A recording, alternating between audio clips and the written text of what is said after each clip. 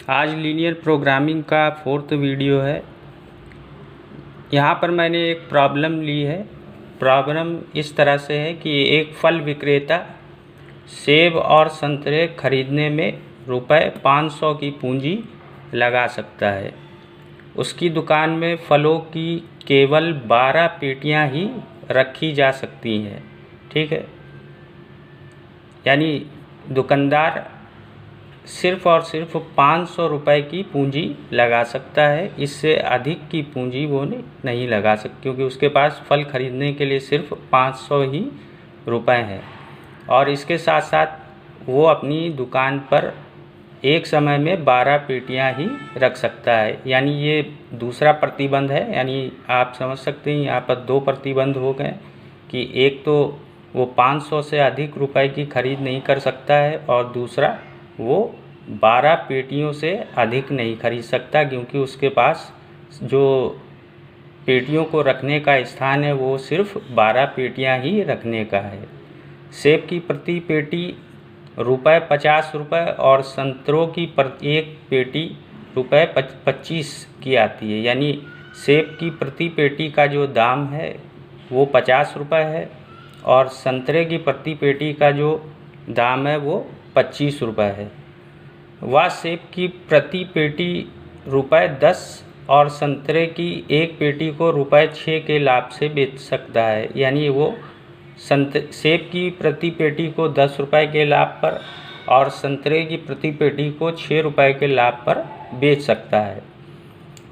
तो ये मानकर कि वह खरीदी हुई सभी पेटियों को बेच सकता है, तो उसे सेब और संतरों की कितनी कितनी पेटियां खरीदनी चाहिए ताकि उसे अधिकतम लाभ हो। ठीक है, यानी विक्रेता को कितनी कितनी पेटियां सेब और संतरे खरीदने चाहिए ताकि उसे अधिकतम लाभ प्राप्त हो सके। ठीक है, तो यहाँ पर हम क्या मान लेंगे कि यदि वो सेब की X पेटियों को खरीदे, ठीक है, और संतरे की वो Y पेटियों को खरीदे, तो इस स्थिति में प्राप्त होने वाला लाभ क्या होगा, वो अधिकतम होगा। यानी इस कंडीशन में जो प्रॉफिट होगा वो मैक्सिमम होगा। ठीक है, यहाँ पर जो कंस्ट्रेंट्स थे या जो प्रतिबंध थे, एक तो पूंजी का, यानी कुल उपलब्ध पूंजी 500 रुपये है, और दूसरा भंडारण क्षमता, यानी कुल पेटियों की जो संख्या होनी चाहिए वो 12 या उससे कम होनी चाहिए, अधिक नहीं होनी चाहिए। जबकि प्रति पेटी का सेब की प्रति पेटी का क्रय मूल्य 50 रुपये और संतरे की प्रति पेटी का जो क्रय मूल्य है वो 25 रुपये है। लाभ प्रति पेटी पर सेब की प्रति पेटी पर 10 रुपये और संतरे की प्रति पेटी पर जो लाभ है वो 6 रुपये का है।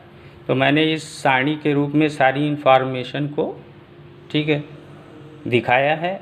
अब आइए, अब इससे सबसे पहले सब्जेक्ट टू कंस्टेंट्स यानी अप्रतिबंधित असमीकाएँ बनाते हैं। ठीक है, तो चूँकि उसके पास भंडारण की जो कुल क्षमता है वो 12 पेटियां हैं। ठीक है, तो पेटियों की यानी कुल संख्या कितनी होगी, अगर वो पेटियों की सेब की X पेटियां और संतरे की Y पेटियां खरीद रहा है, तो इस प्रकार उसके पास फलों की कुल पेटियां होंगी X प्लस Y। और ये जो X प्लस Y पेटियां हैं ये हमेशा, ठीक है, 12 से क्या होना चाहिए, कम होना, क्योंकि 12 क्या है, उसकी अधिकतम भंडारण की या स्टोरेज की मैक्सिमम कैपेसिटी है। ठीक है, तो पेटियों की जो कुल संख्या होनी चाहिए वो 12 से कम या अधिकतम 12 हो। तो X plus Y is always less than equal to 12। ठीक है, इसी तरह से खरीद में कुल लगी पूंजी, ठीक है, यानी वो X पेटियां अगर सेब की लेता है, जबकि प्रति पेटी का जो क्रय मूल्य है वो 50 रुपये है, यानी जो कॉस्ट है सेब की प्रति पेटी का वो 50 रुपये है, तो x पेटियों की कॉस्ट कितनी होगी 50x। इसी तरह संतरे की प्रति पेटी का जो दाम है वो 25 रुपये है, तो y पेटी का दाम कितना होगा 25y।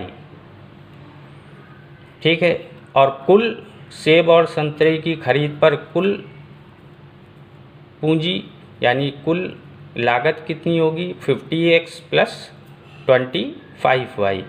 और ये जो कुल लागत या कॉस्ट होनी चाहिए वो 500 या 500 से अधिक नहीं होनी चाहिए। ठीक है, क्योंकि उसके पास खरीदने के लिए सिर्फ 500 रुपये है, तो इसका मतलब वो 500 से अधिक की खरीद नहीं कर पाएगा। ठीक है, और यहाँ पर खरीद या टोटल कॉस्ट सेब और संतरे की पेटियों का कितना निकल कर आ रहा है 50x प्लस 25y, जो कि लेस देन होना चाहिए या इक्वल होना चाहिए 500 से। ठीक है, अब संतरों की सेब की पेटियों की संख्या यानी x ये हमेशा क्या होगी ग्रेटर देन इक्वल टू 0, यानी किसी भी कंडीशन में ये निगेटिव नहीं हो सकती। इसी तरह संतरे की पेटियों की संख्या ये भी निगेटिव नहीं हो सकती। ठीक है, इस तरह से प्रतिबंधित आसमीकाएँ बन गई हैं, यानी एक तो उपलब्ध पूंजी उसके लिए बनाया, दूसरा भंडारण क्षमता के लिए। ठीक है, और हाँ कुल अब देखते हैं इसकी उद्देश्य समीकरण या ऑब्जेक्टिव इक्वेशन। ठीक है, तो यहाँ पर हमको लाभ को क्या रखना है अधिकतम रखना है। ठीक है, तो लाभ अधिकतम हो। ठीक, तो लाभ को पहले कैलकुलेट किया जाए, यानी लाभ के लिए इक्वेशन को बनाया जाए। तो प्रति सेब की प्रति पेटी पर कितने का लाभ प्राप्त होता है 10 रुपये, तो x पेटी पर कितना लाभ प्राप्त होगा 10x। संतरे की प्रति पेटी पर मिलने वाला लाभ कितना है 6 रुपये, तो y पेटियों पर कितना लाभ प्राप्त होगा 6y। ठीक, यानी x पेटियों पर कुल कितना प्रॉफिट होगा 10x, और संतरे की y पेटियों पर कुल प्रॉफिट कितना होगा 6y। इस प्रॉफिट टोटल प्रॉफिट यानी 10x प्लस 6y को हम z प्रॉफिट फंक्शन यानी z के इक्वल ले लेंगे, और इसी को हमें क्या दिखाना है मैक्सिमम या अधिकतम। ठीक है, तो इस तरह से हमारे पास सब्जेक्ट टू कंस्टेंट्स इक्वेशन यानी प्रतिबंधित आसमीका और ऑब्जेक्टिव इक्वेशन यानी उद्देश्य समीकरण बन जाता है। ठीक है, इस तरह से हमने इस प्रॉब्लम का क्या कर लिया है फार्मूलेशन या सूत्रीकरण।